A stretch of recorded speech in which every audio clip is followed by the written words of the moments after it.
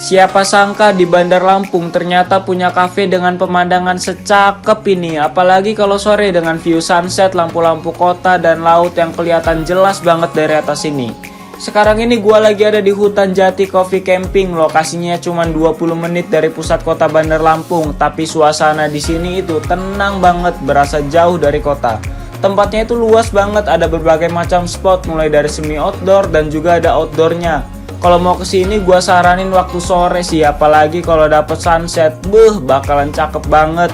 Sambil nyantai nikmatin alam dimanapun itu, gua bakalan selalu bawa makaroni bon cabe ini sih. Kali ini gua bawa yang level 15, pedes, gurih, dan nikmat banget. Apalagi kalau disandingin sama mie begini. Sumpah lengkap banget makan mie bareng bon cabe makaroni sambil lihat view Bandar Lampung secantik ini.